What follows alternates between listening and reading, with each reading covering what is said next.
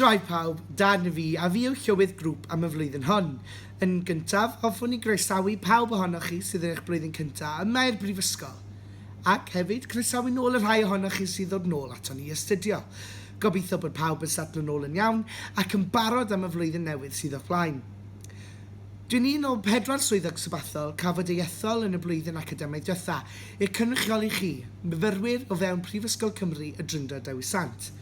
Nawr, i ni wneud ein gorau i sicrhau bod eich llais fel myfyrwyr ar blaen pob dim rydyn ni a'r prifysgol yn wneud, ond gallwn ni wneud gyda'ch help chi, a dyna pam bod fy rôl cynrychiolydd cwrs yn holl bwysig iawn i ni.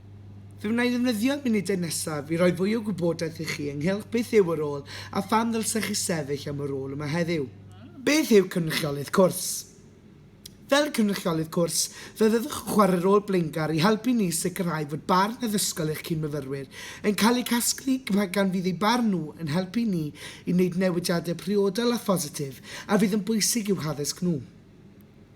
Fel cynrychiolydd cwrs, fe fyddwch chi yn gyfrifol o cymeryd barn eich cyn-myfyrwyr i'r pwyllgor staff y myfyrwyr a fydd yn ddigwydd unwaith y tymor.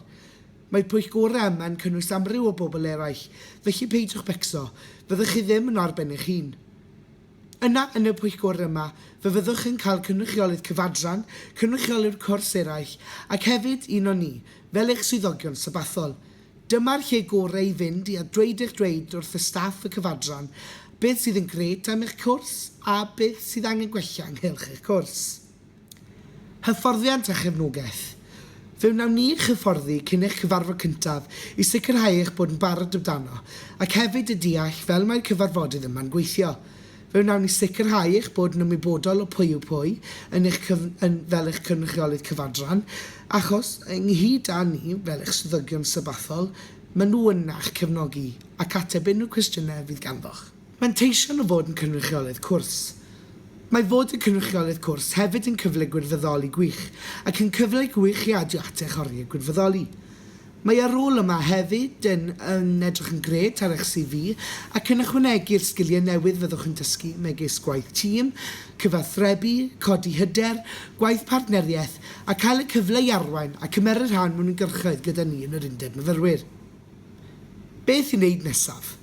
Jyst rhowch chi llaw fyny ar ôl i'r fideo yma gorffen a dwedwch bod ganddoch diddordeb sefyll. Mae mor syml â hynny. Yn dibynnol ar y nifer o bobl eraill sydd am sefyll, fe fydd eich darlithydd yn gofyn i bawb sydd am sefyll i treulio munud yr un i esbonio pam chi am y rôl ac wedyn fe fydd etholiad syml o fewn y dosbarth yn cael ei cynnal.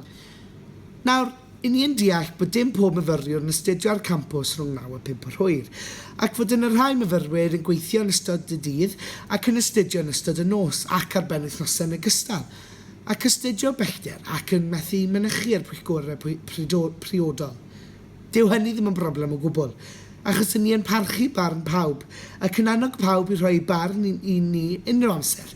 Felly peidiwch meddwl fod angen i chi fod yn cynrychiolydd cwrs sy'n mynegu barn, yn ni yn parchu ac yn gwerthfawrogi barn chi gyd, ac yn ni yma i sicrhau bod eich llais yn cael ei glywed. Plis cysylltwch gyda unrhyw un o'ch swyddogion sabathol, gyda unrhyw problem neu cwestiynau sydd ganddoch.